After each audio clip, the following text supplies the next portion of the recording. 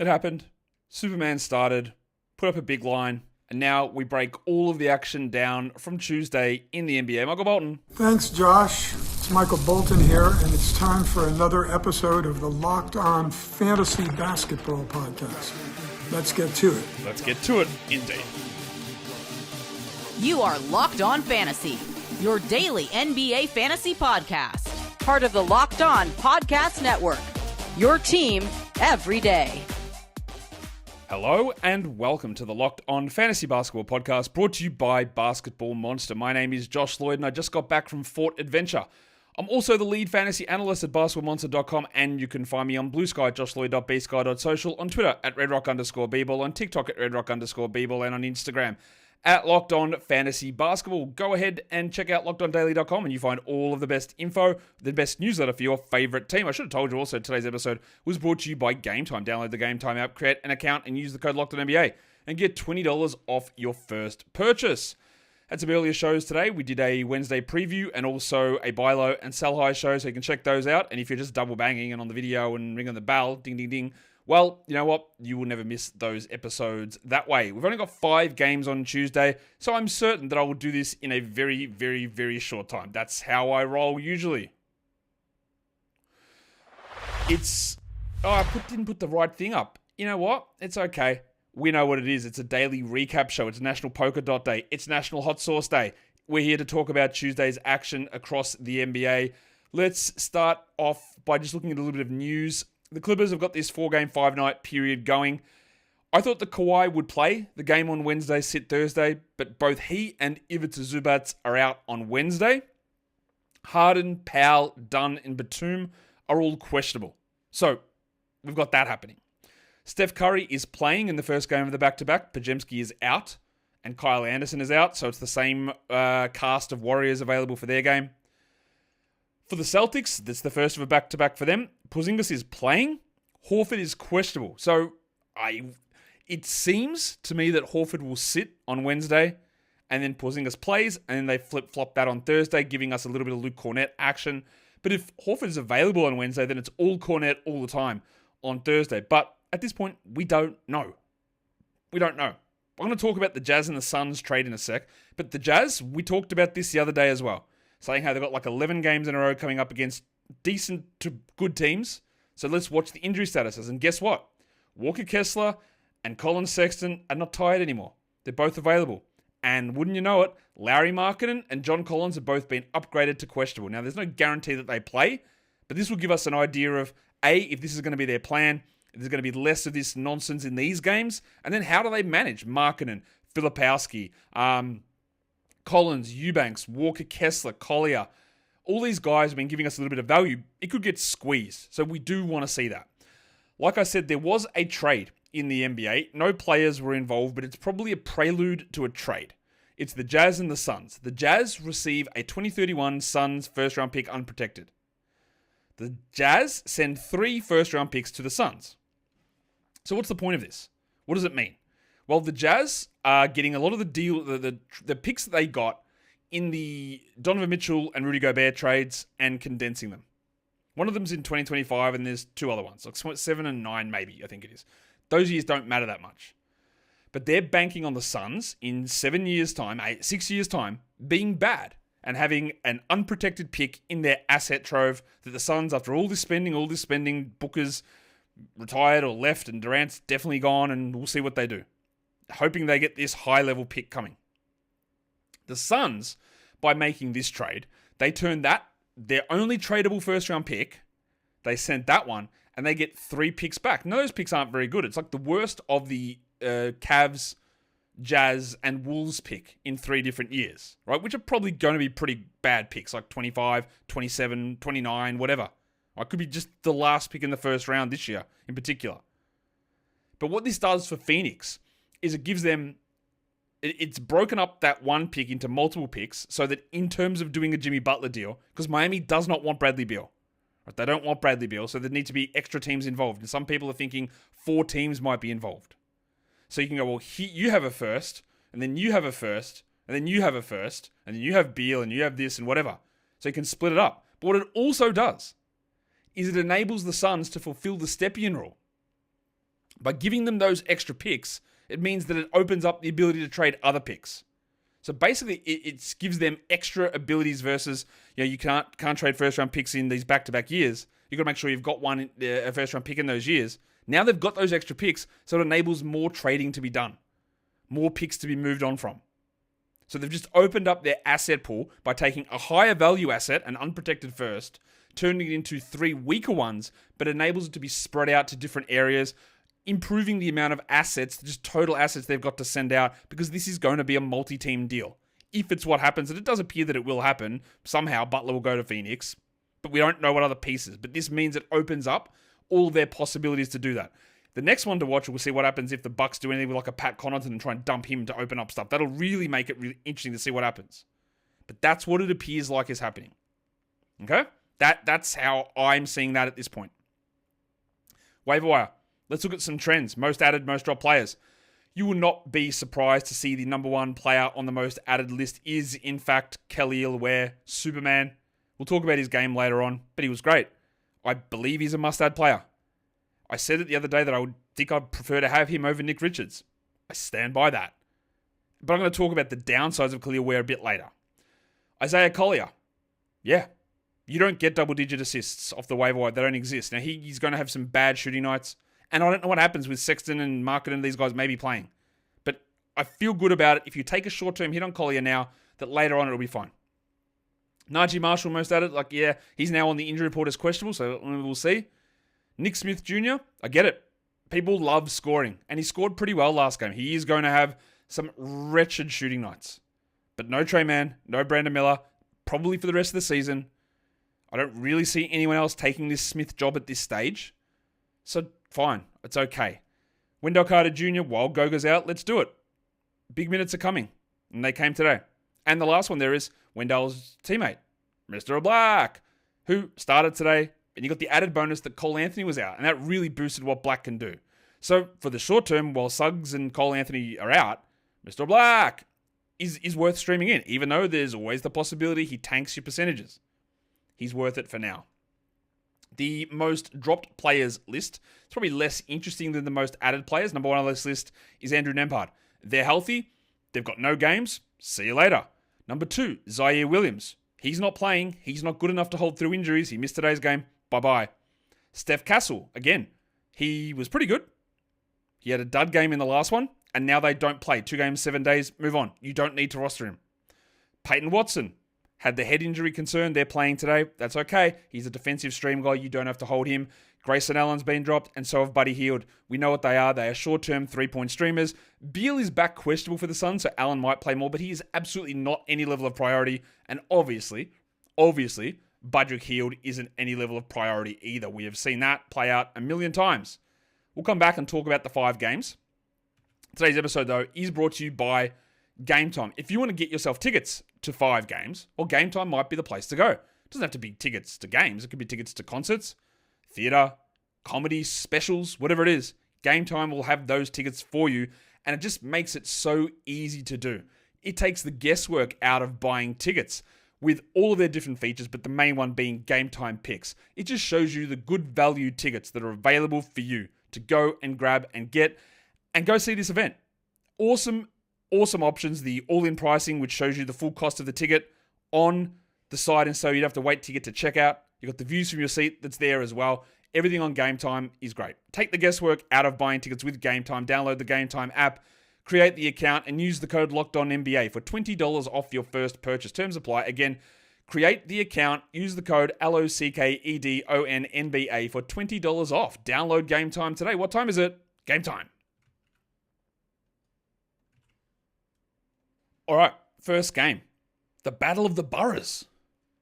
The Knicks and the Brooklyn Nets is your first game there. The Knicks get it just 99-95 against the Nets team that was pretty light on in talent.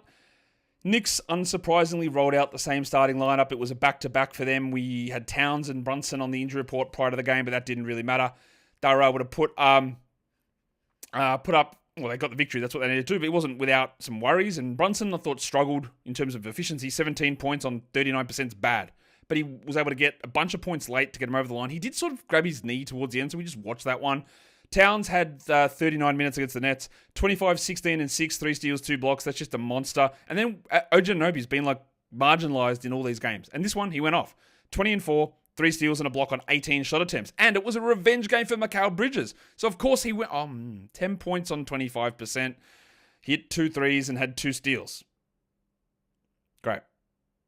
Loved it. Definitely back again with his former home fans. He had to go off, didn't he? Yep.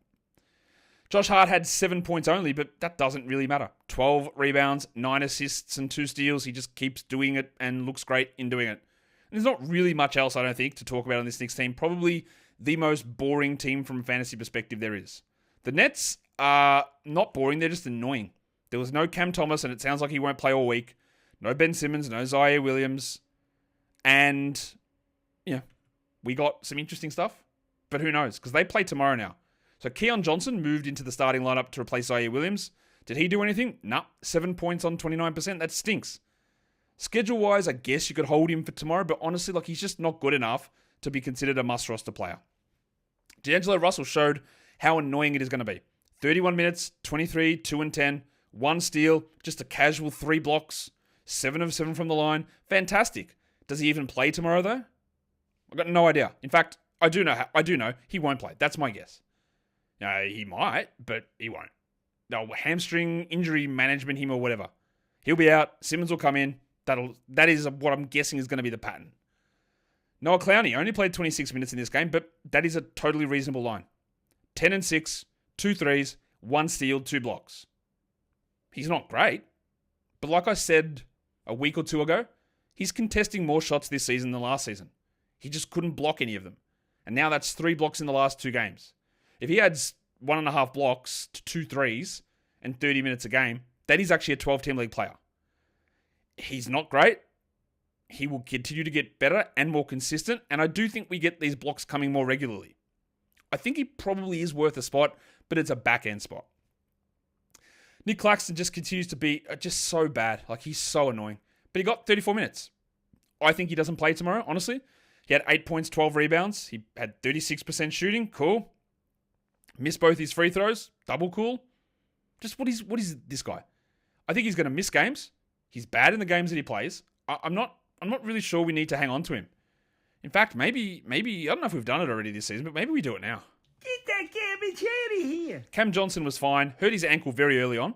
He had 16 points on 30% shooting. Was limping around the locker room. There's no way he plays tomorrow. I'm so sorry to tell you guys. There's just no chance. He will not play that game tomorrow. There's no way. There's no way. It's simple as that. He's just not playing tomorrow. I don't really care what they say. There's no chance that he is playing in that game. All right. What else in that game do we need to? What else on the Nets side? Tosan had 5 points in 20 minutes. Tyrese Martin was solid in 24. If we saw Tyrese or Tosan getting 30 minutes a night, we'd consider them streaming. But that's annoying. I would be interested in Day'Ron Sharpe tomorrow just to see what happens. I think Claxton will be out. Johnson will be out. Zaire might return. Simmons will return. But 10 and 3 for Sharpe with 2 blocks in 14 minutes. 25 minutes a night from Day'Ron Sharpe is absolutely a 12-team league player.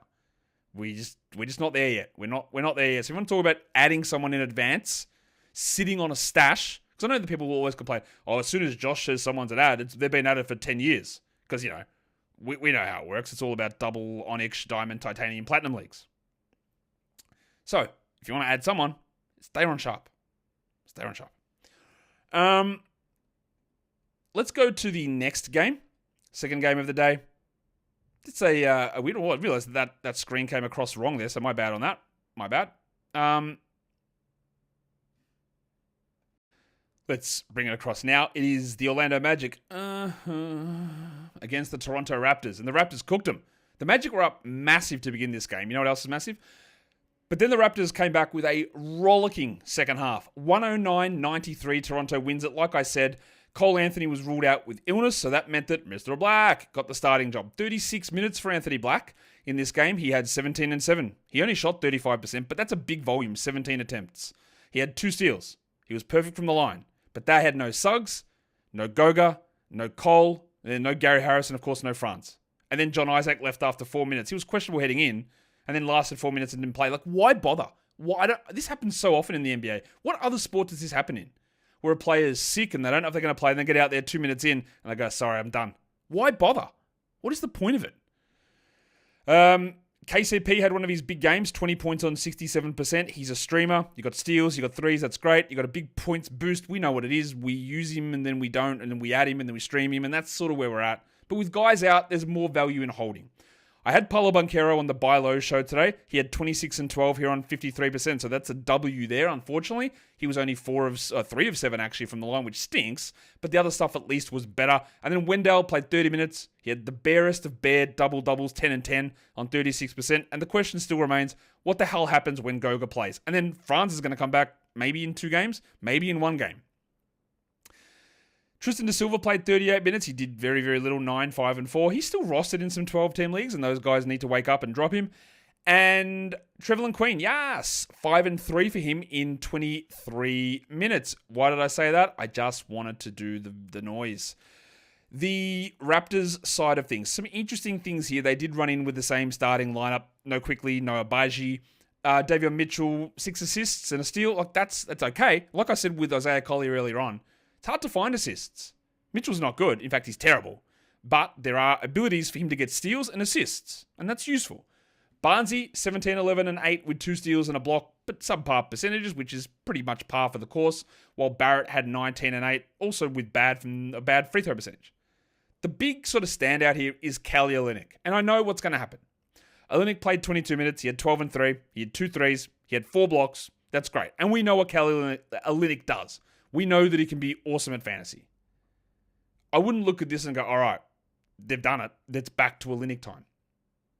I wouldn't do that. You are always free to get out ahead of it, to take a chance on something. That is true. But I think it's always worth pointing out the factors. They were down big. The bench was in. They started to come back. Darko stayed with the bench. Jakob Poeltl ended up fouling out in 19 minutes. 8 points in 19 minutes. He had a rush of fouls towards the end. He had a little bit of foul trouble early, but a lot of it was like some foul trouble. And then the bench unit got them back in, so they ran with it. Those 2 things are not likely to happen. Poeltl's not going to foul out in 19 minutes. Boucher's not going to be sick. And Olynyk and the bench is not going to be that good. And that's what got him to this. He's also not going to block 4 shots. So while it's great, we don't get this on the back end. You don't get to add it onto your stats. And nothing here suggests that it's a changing of the guard. Not at all. Dick had 17 points in 28 minutes, but I think overall, we were left a little bit unsatisfied. 1 rebound, 1 assist. He shot 67%. That's great. That's great. But who cares in the end? It's a points and threes streaming guy who is not a 12-team league guy, who is still incredibly overrepresented in 12-team leagues. And, you know, you can just be like a Moyle at a Briss and you can cut dick. Oh my God. All right. Not much else going on in that game, I don't think. No, I think we're good. Let's go on to the next one. Yeah, let's do the next game. It is the one you've been waiting for. The Portland Trailblazers. They beat the Heat Culture Legends, Miami. 116-107 is your final score. And Portland, I think, is going... We've talked a lot since the preseason about, Portland's bad, but there's a bunch of these guys that are sort of too good to be too bad, but how do they all fit? I think they might have figured out something. You know what it's called? Fake injuries. Jeremy Grant, facial contusion. Oh, no. Anthony Simons, sore elbow. Oh, looked to be bothering him a lot. Tamani Kamara, illness. Oh, no. So they're just going to randomly rotate dudes in and out here? Maybe. Speaking of rotating dudes in and out, shout out to Bonnie Blue. But there's going to be, like, randomness happening here that keeps a lot of these guys minutes up, but instead of getting 4 games a week out of players, you get 3.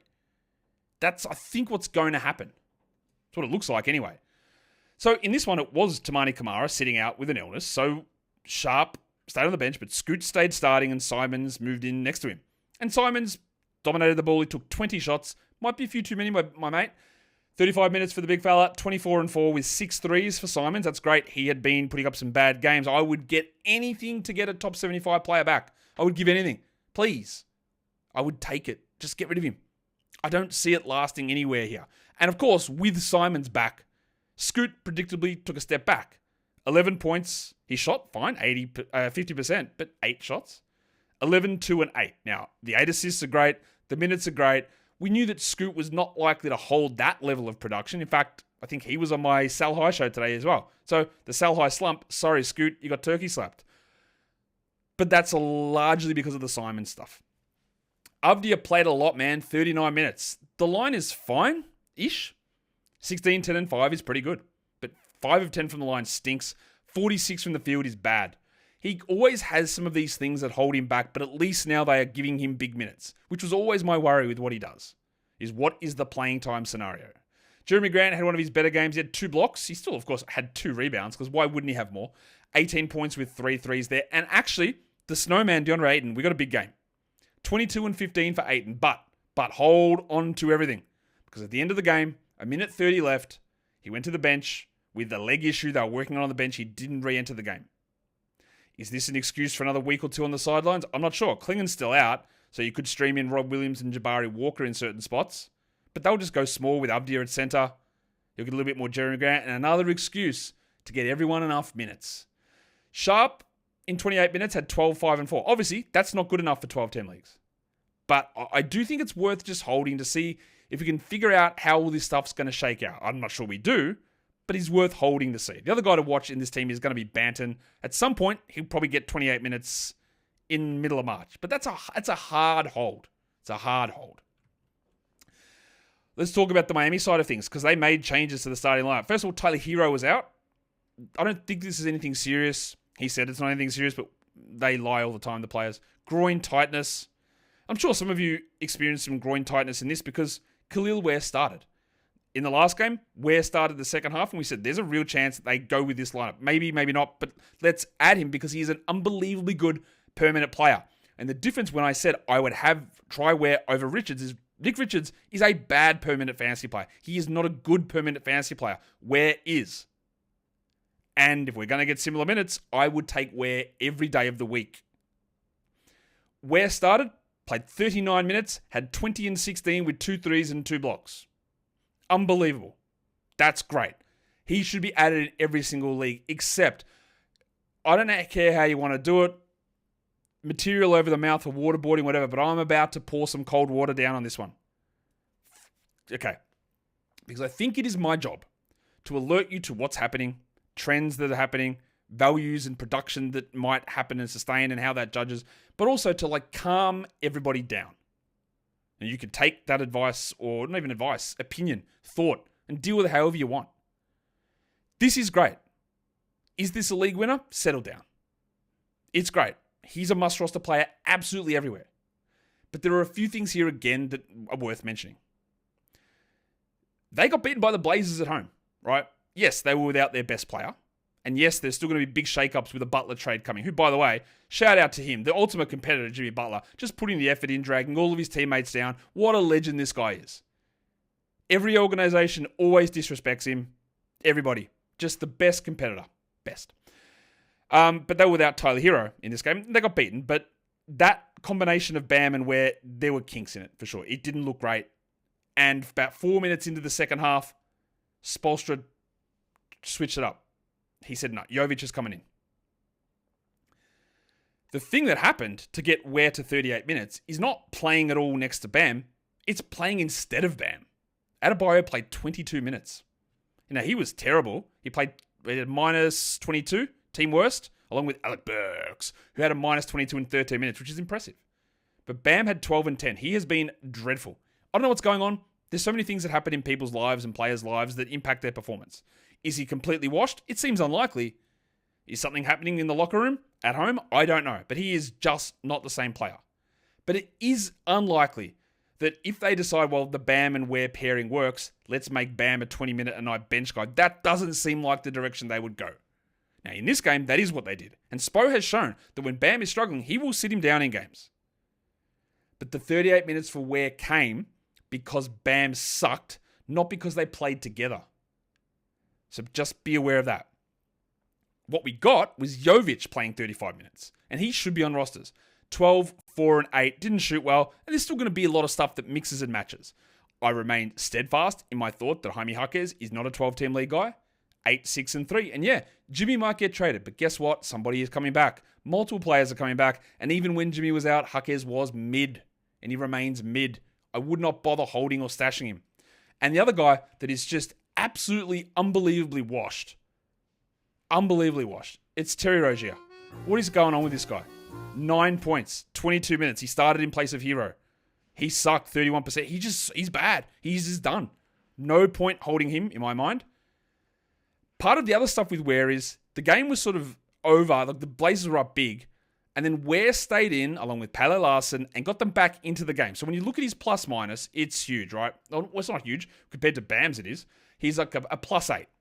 And Duncan Robinson's a plus 11 and Pele Larson's a plus 15. But they were the group that in the last 8 or so minutes sort of narrowed that margin down.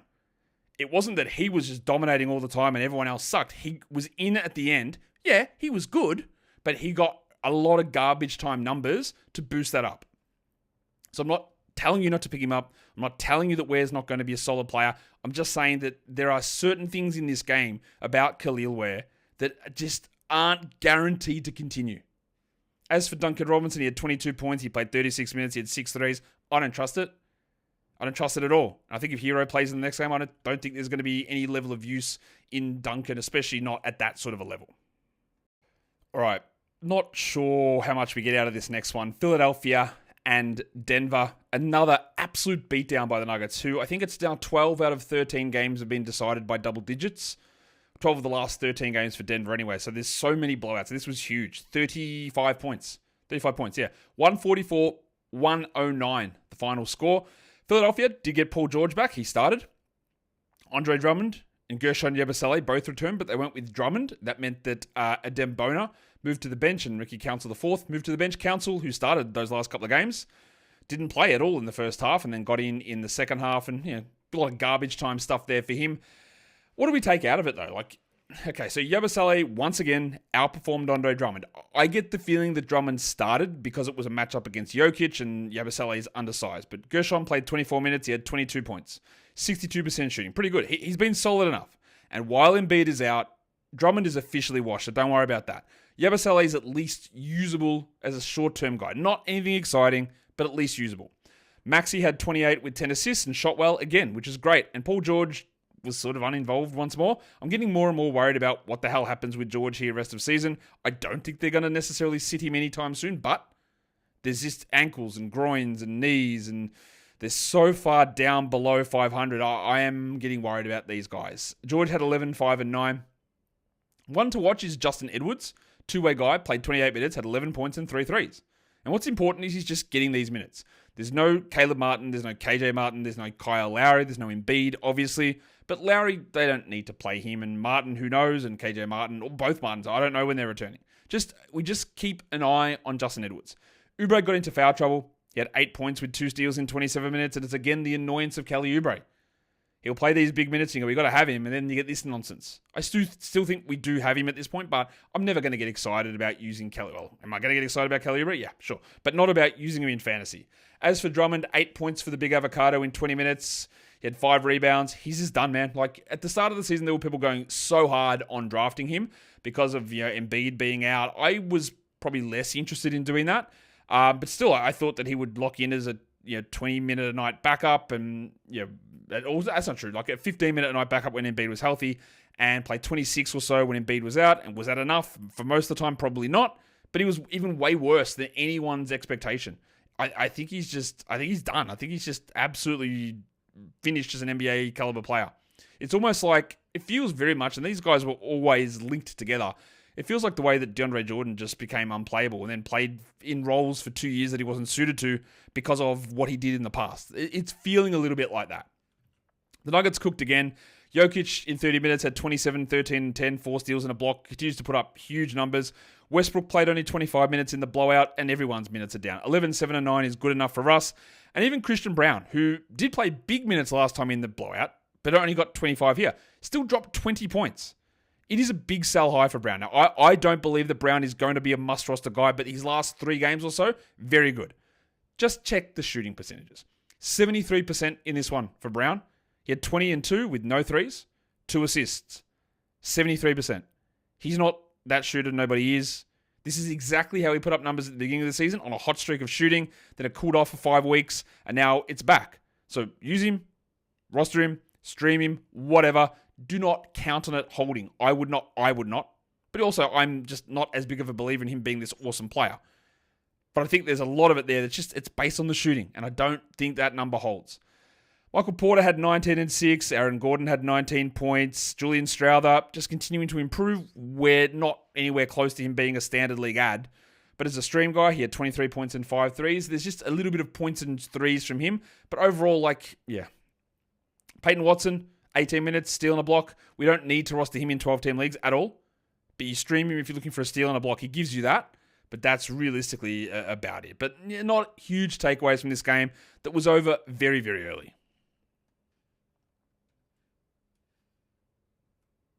All right. Got one more game to go.